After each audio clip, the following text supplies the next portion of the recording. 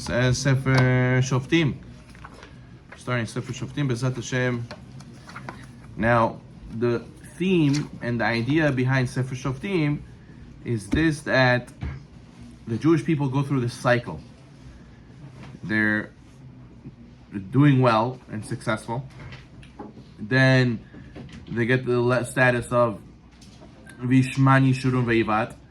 The Jews got fat and comfortable, and they started rebelling against Hashem, Chas v'Shalom. And then God sends them tribulation, goyim fighting them, and plague and problems. What else is new? And then the Jews wake up and do teshuvah, because God sends them a shofet, a judge, a prophet, and he knocks some sense into them. And then they do teshuvah, miracles happen, God proves that he is the creator of the world again, and the Jews make teshuvah, and everything goes back to normal. But the cycle happens again, and again, and again, and again.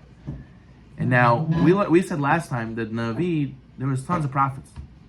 And the Torah only recorded those prophets and their stories that are relevant to us today. If you don't study history, you're bound to make the same mistakes. So therefore, we have to learn these ideas in order that we should learn not to make the same mistake. And we have to understand that whenever bad stuff happens to Jewish people, it's a wake-up call. It's not just like, oh, wow, okay, that happened, that's so sad. Slish, you heard what happened to the Chabad rabbi and whatever? Right? Oh, okay, nice, and then we move on with our life.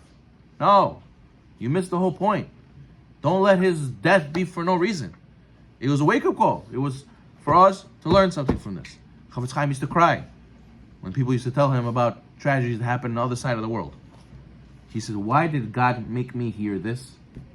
There's a reason it came to me. And I had to do teshuvah. So therefore, that's what this Sefer Shoftim is all about. When stuff happens to us, Hashem doesn't give us prophets anymore. Today, the way Hashem speaks to us is what happens to us. A lot of times, midah keneged midah, measure for measure. Okay, Yeshua passed away. Alav Shalom. And the Jews are without a leader. It's not like Yeshua set up somebody in charge like Moses did. Now we just have zikinim, we have the elders. But everybody was very, very religious. Everybody was very, very high level emunah. Everybody did with the will of Hashem. The problem was, Yeshua told them, I give you the portions of Israel already. He gave each tribe where they're supposed to live. And now each tribe has to move in. And the problem is, there's still small amounts of Canaanim in each of the tribes' portions. And they had to figure that out. So first person to wage war against Canaanim was Shevet Yehuda. Hashem answered them through the Urim V'Tumim and said Yehuda has to fight first. Now, there's a test. Why did Hashem make it that Yeshua passed away before they completely killed all the Canaanim? Because Hashem wanted them to have a test. The test of, should I be friendly with the Goyim? Meaning to say, if they didn't have Yeshua pushing them, come on, finish the job. Now they're on their own, and they have to make this judgment call. Do we finish the job, or, you know what, the Goyim are nice, let's make peace with them, let's live with them, why do we have to make a war? That was their test. That's what Hashem wanted them to go through.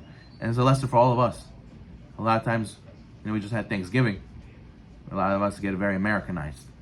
We live in America, we talk like them, dress like them, see their entertainment, see their mentality, and what? It seeps into us. And they say that Esav, it says by the Pasuk, that by Saro Shel Esav, right, the angel of Esav, the Midrash says, some say he came like Tamil Chacham, some say he came like Rasha, like Ganav. Which means the Baalei Mussar say, sometimes Yisrael comes to you, Esav comes to you, like a Ganav, like outright, oh, this is Rasha, I know this. And sometimes he comes to you like Tamil Chacham. Sometimes he comes to you like a friend, like someone who's close to you. And they say in America, in the olden days, they used to kill you with the sword. In America, they kill you with a smile.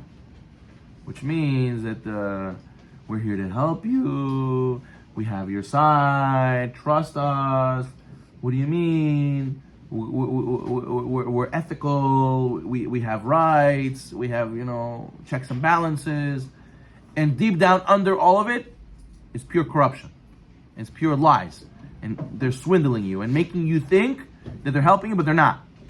And that's the test that the Jews had to go through when they conquered Israel. Do we keep the Goyim here or not? And we go through this all the time as well. So then Yehuda is the first one who has to be the leader and to show them how it's done, to kick out the Goyim. We know Kalev is from Yehuda, and he was the one who was Zochet to win Hebron. He conquered all those giants. And afterwards, it says that Shimon also conquered Yerushalayim. They conquered this king called Adoni Bezek. Adoni Bezek was the king of Yerushalayim at that time, and they did something very weird to him. They cut all his toes and his fingers off. Why did they do this? So the commentaries say that Hashem punished him because he used to do that to other kings when he was to conquer them. So therefore Hashem didn't want it to run away, A. And number two, midah keneged midah.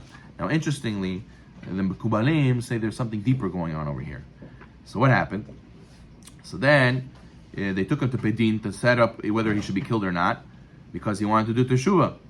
So a lot of times when people do sins and then at the end of their life, right? Rava said, Yesh koneh olamo b'sha'ah ahat.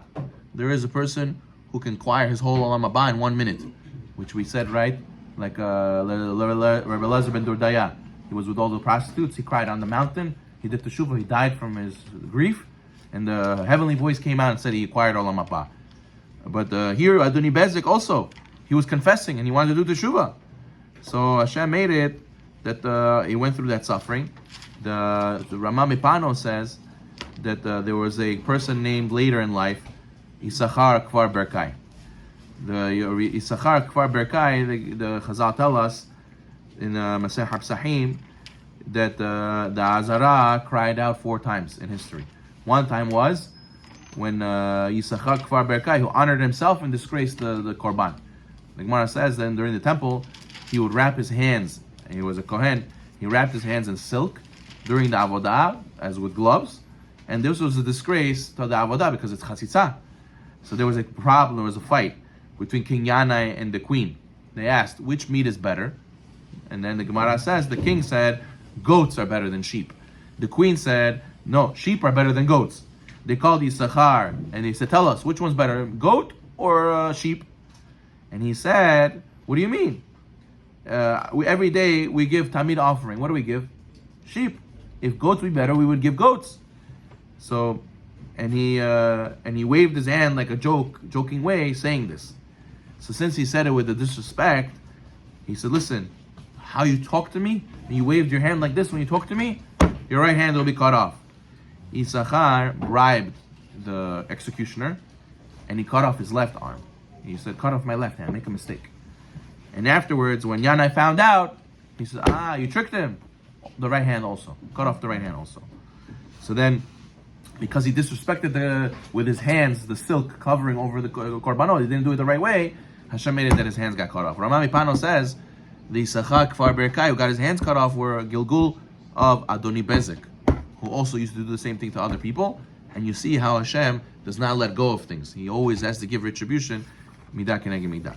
But we're going to see that they conquered the city of Luz, the place where nobody dies. We'll talk about that next time.